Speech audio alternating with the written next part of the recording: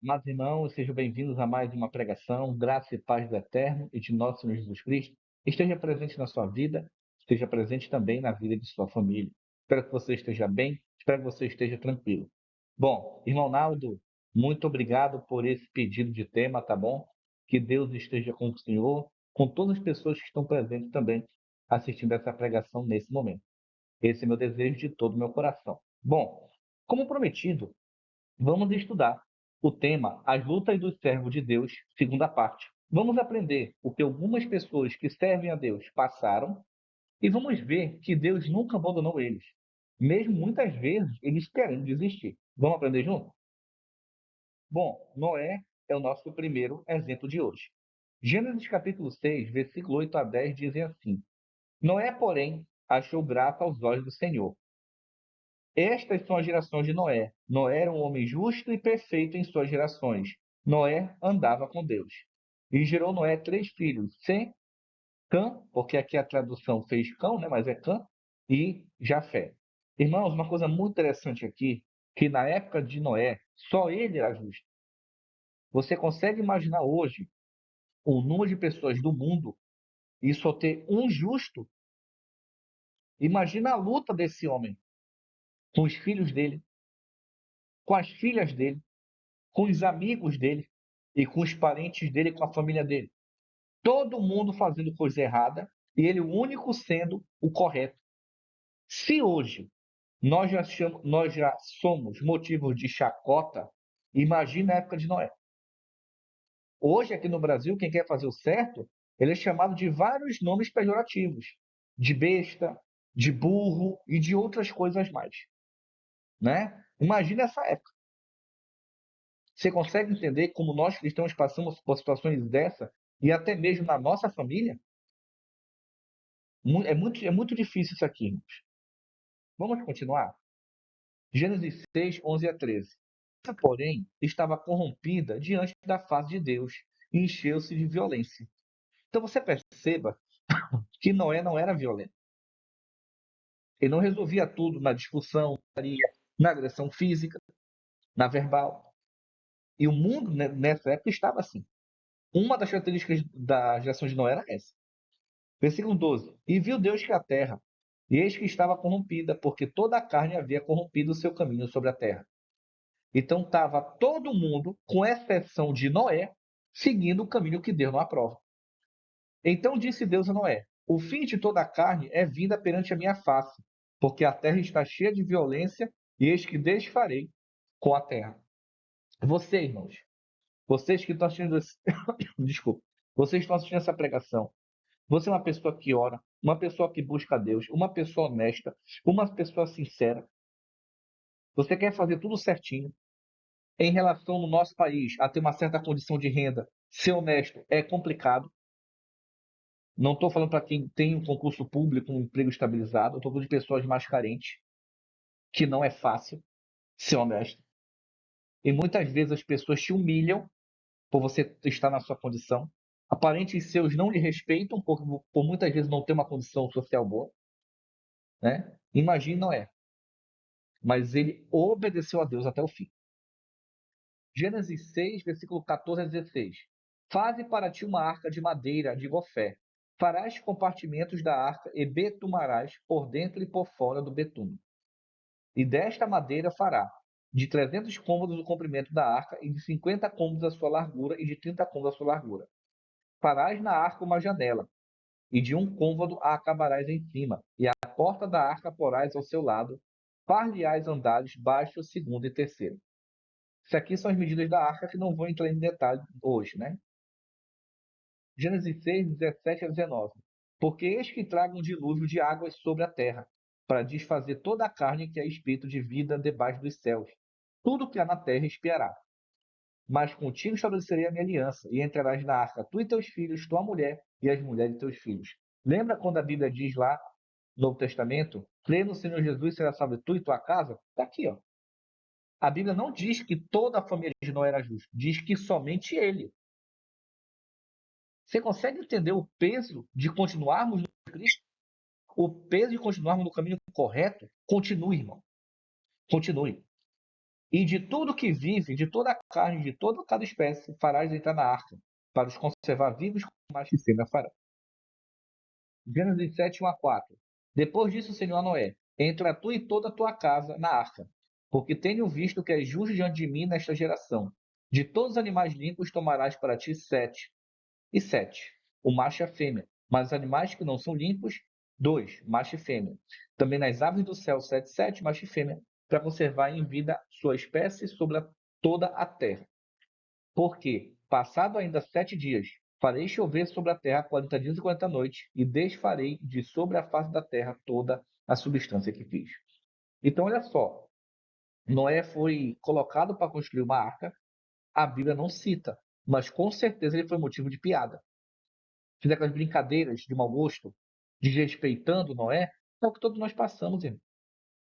Imagina Noé seguindo a Deus, o único de sua geração toda, de toda aquela sociedade da época, só Noé aguentando esse tipo de coisa. Não foi fácil para ele. A Bíblia não descreve a dor dele, mas descreve a perseverança, a fé que ele tinha em Deus. Gênesis 7, 5 a 8. E fez Noé conforme tudo que o Senhor lhe ordenara. E era Noé na idade de 600 anos, quando o dilúvio das águas veio sobre a terra. E vamos colocar esses 600 para 60, para a gente poder ter uma ideia melhor. Imagina hoje uma pessoa de 60 anos construir um navio. Eu não consigo construir um navio com 37.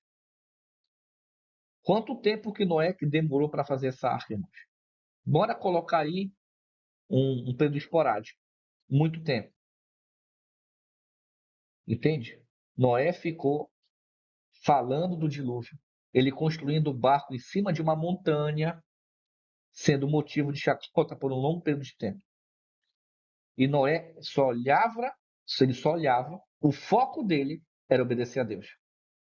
E ele continua, né? E aqui está dizendo: Noé entrou na arca com os seus filhos, sua mulher e a mulher de seus filhos por causa das águas. Quando ele entra na arca, ele ainda demora uma semana lá dentro. No como ele não entrou na arca, começou a chover. O período de uma semana, 7 dias, para começar a chover. Dos animais limpos, animais que não são limpos, e das aves do réptil sobre a terra. Gênesis 7, 9 a 12. E entraram de dois em dois junto de Noé na arca, macho e fêmea, como Deus ordenou a Noé. E aconteceu que, passados 7 dias, uma semana, vieram sobre a terra as águas do dilúvio. No ano 600 da vida de Noé, no mês segundo, aos 17 dias do mês, naquele mesmo dia se romperam todas as fontes do grande abismo e janela dos céus. Quem está dizendo? Vamos colocar no nosso dia de hoje? Seria mais ou menos dia 17 de fevereiro, se eu fosse colocar no nosso calendário atual, aproximadamente. 17 de fevereiro, quando Noé fez 600 anos, o dilúvio começou. Lembrando, depois de uma semana. Agora você consegue imaginar Noé dentro de uma arca, em cima de uma montanha, sendo motivo de chacota, humilhação? Vai falar hoje da volta de Jesus. Vai falar hoje que você tem que servir a Deus. Somos humilhados, se bobear do mesmo jeito ou pior. Então nós precisamos continuar no caminho. Noé continuou. Ainda está em Hebreus 11 dos heróis da fé. Agora vamos falar sobre um homem muito importante que é Davi. 1 Samuel capítulo 16, versículo 12 a 14. Então mandou chamá-lo e fê-lo entrar. E disse o Senhor: Levanta-te e unge-o, porque este é o mesmo. Então Samuel tomou o chifre de azeite, ungiu no meio de seus irmãos, e desde aquele dia em diante o Espírito do Senhor se apoderou de Davi. Então Samuel se levantou e voltou a Ramá. O Espírito do Senhor se retirou de Saul e atormentava um espírito mau da parte do Senhor. Saul aqui perdeu o seu direito de rei quando Davi foi ungido. Davi seria o novo rei de Israel. E Davi tinha o Espírito de Deus. E aqui o Espírito já tinha saído de Saul. Isso aqui foi quando Davi foi ungido rei pela escolha do próprio Deus. Mas vamos ver o que ele passou e entender os sentimentos de Davi? Vamos lá. 1 Samuel 17, 49 e 50. E Davi pôs a mão no alforje, e tomou dali uma pedra, e com uma funda lhe atirou. E lhe feriu o filisteu na testa, e a pedra que lhe encravou na testa, e caiu sobre o rosto da terra. Assim Davi prevaleceu contra o filisteu, com uma funda e com uma pedra, e feriu o filisteu e o matou, sem que Davi tivesse uma espada na mão. Então aqui foi o momento em que Davi derrotou Golias.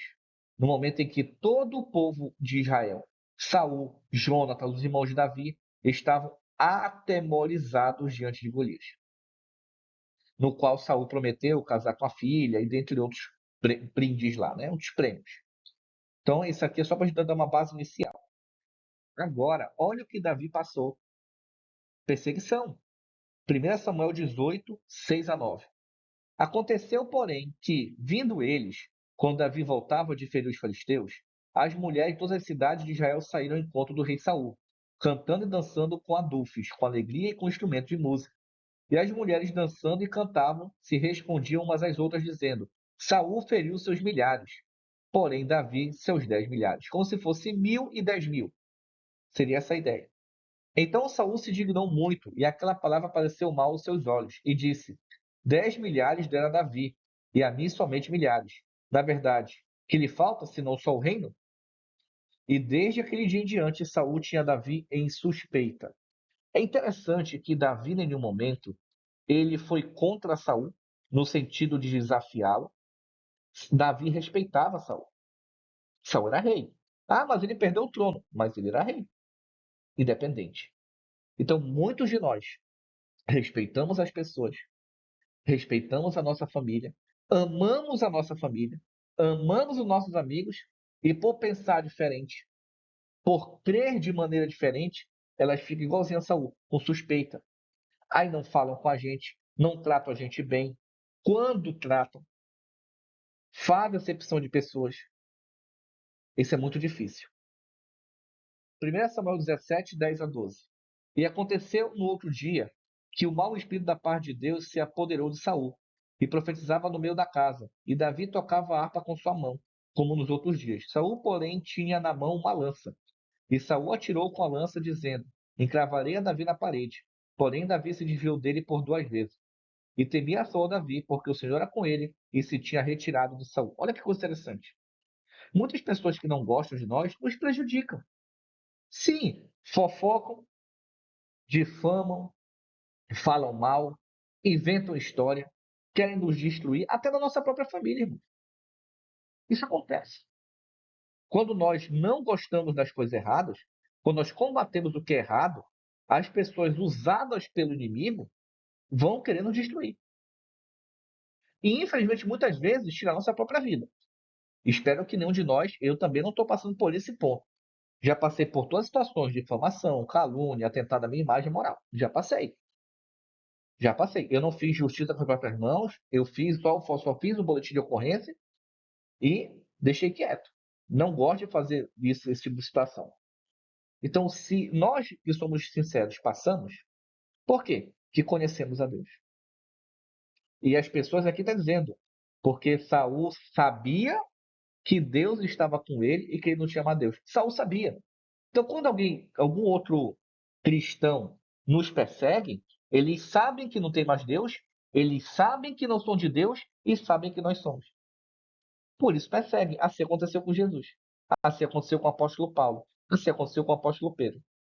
E com os demais profetas também. 1 Samuel 22, 1 e 2. Então Davi se retirou dali e escapou para a caverna de Adulão. E ouviram nos seus irmãos a toda a casa de seu pai e desceram ali para com ele. Nesse momento, Davi se sente triste, se sente sozinho, ele se sente sem proteção, sem ajuda e ele se retira.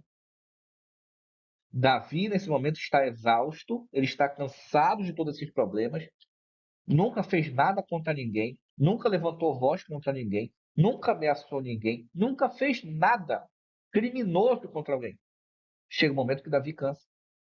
Irmãos, até eu já cansei. Você vai passar por situação difícil? Irmãos, eu chego. Tem momentos que eu desligo meu telefone, chego no quarto e choro. Deus, já estou cansado. Eu não sou melhor do que ninguém. Nunca vou ser. Eu me sinto assim muitas vezes. Você também se sente assim? Aqui está dizendo que Davi era um homem segundo o coração de Deus. Ele se sentiu assim, irmão. Isso não é falta de Deus, não. Pelo contrário, isso prova que Deus está conosco, mesmo sendo difícil. E, versículo 2: E ajuntou-se a ele todo homem que se achava em aperto, e todo homem endividado, e todo homem de espírito desgostoso. E ele se fez capitão deles, e eram com eles uns 400 homens. Davi entra na caverna. Quem vai procurar Davi? Gente com mais problema que ele, ou com problema igual. Já percebeu que as pessoas que estão com problema chegam até nós? Às vezes nós estamos tristes, cabisbaixos, sem ânimo, desanimado, pode tudo. E Deus coloca para nós pessoas desse porte. Eu fico maravilhado quando eu leio a Bíblia e eu vejo esses exemplos. E eu vejo na minha vida.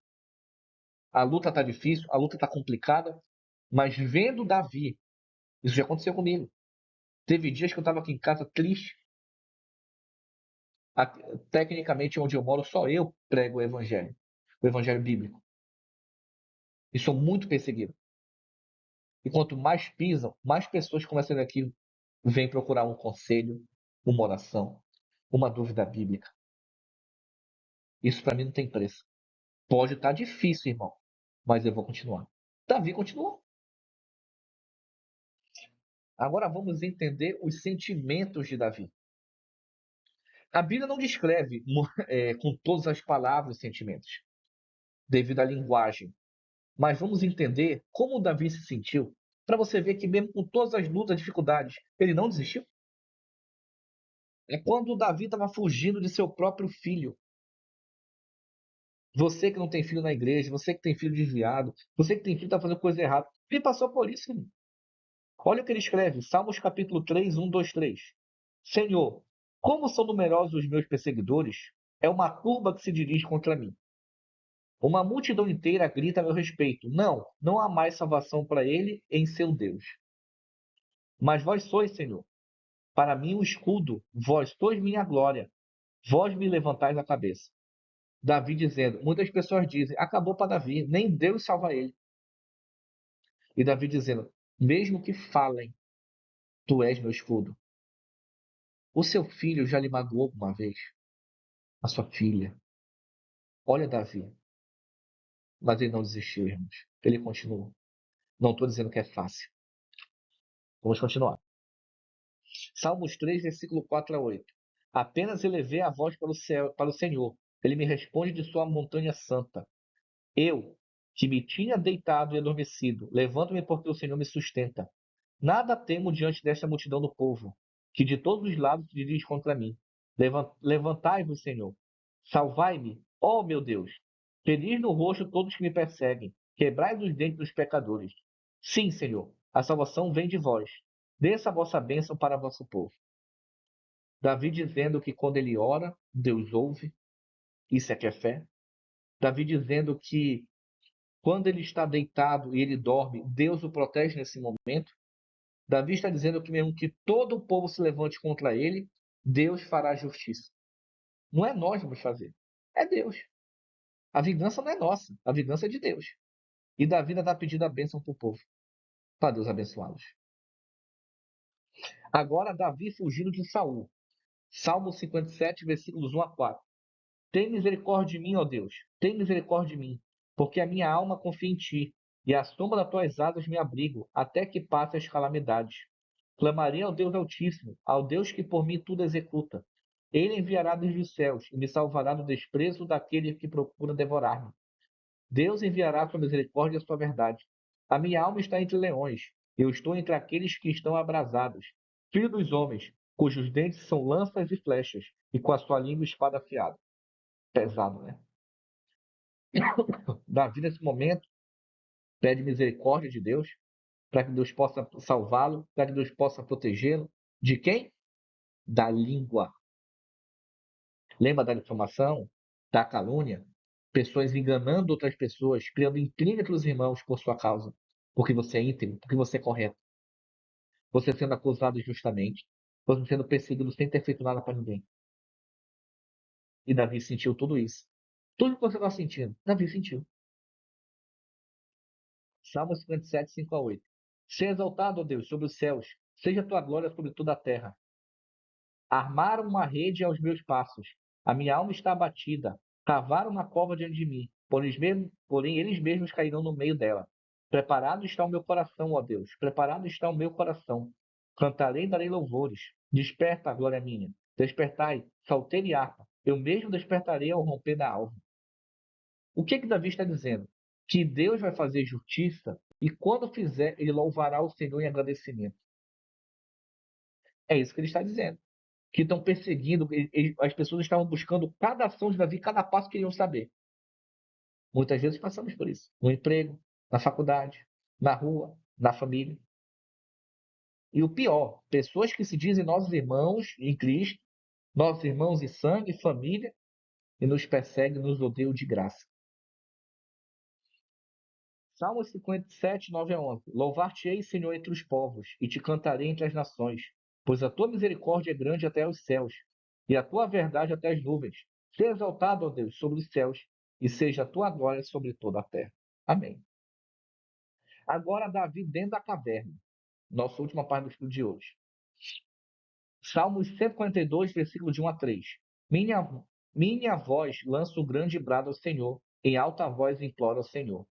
Ponho diante dele a minha inquietação e lhe exponho toda a minha angústia. Davi estava angustiado, Davi estava chorando, estava triste, cansado, exausto, quem sabe até com nível de depressão. Davi estava assim quando entrou na caverna. Quantos de nós estamos passando por algo assim, ou estamos assim, e não queremos falar para ninguém? Olha o que ele diz, versículo 3. Na hora em que meu espírito desfalece, vós conheceis o meu caminho. Na senda em que ando, ocultaram-me um laço. Ou seja, aonde eu estou tentaram me derrubar, tentaram me ferir, tentaram me machucar, tentaram me perseguir, tentaram me destruir a imagem e outras coisas. Para você ver, ele ficou triste com isso, literalmente. É muito, muito interessante esse sentimento da vida. E para encerrarmos, Salmo 142, versículo 4 a 7.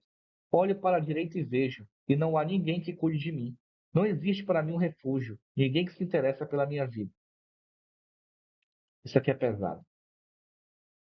Isso aqui é uma situação que eu sei o que é, irmãos. Quantos de nós estamos vivendo, talvez em casa, na cidade, onde você é o único que tem a verdade? E você está assistindo exatamente isso. Você olha por todos os lados e não tem ninguém preocupado com você. Nem para perguntar como foi seu dia. Você não se sente amado. Você não se sente querido. É assim que Davi se sentiu. Impressionante, né? Eu vos chamo, Senhor, vós sois meu refúgio, meu quinhão na terra dos vivos. Davi só tinha Deus. E quantos de nós só temos Deus? Atendei ao meu clamor, porque estou numa extrema miséria. Livrai-me daqueles que me perseguem, porque são mais fortes que eu.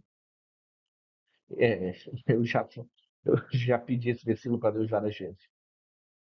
Tirai-me desta prisão, para que possa agradecer ao vosso nome. Os justos virão rodear-me, quando me tiverdes feito esse benefício. Quantas vezes nós temos sentido presos, não por estar em pecado, não por estar fazendo algo de errado, mas porque não conseguir viver, irmão, direito. Porque a gente se sente injustiçado, a gente se sente sozinho, mas Deus está conosco. Que possamos compreender. Nós temos que colocar a nossa oração a Deus, a nossa angústia a Deus, a nossa depressão a Deus, a nossa síndrome de terror, de pânico, o que for. Colocar nos pés de Deus através de Cristo, para que no momento certo Ele nos tire. Meus irmãos, que Deus abençoe. Um ótimo santo a todos.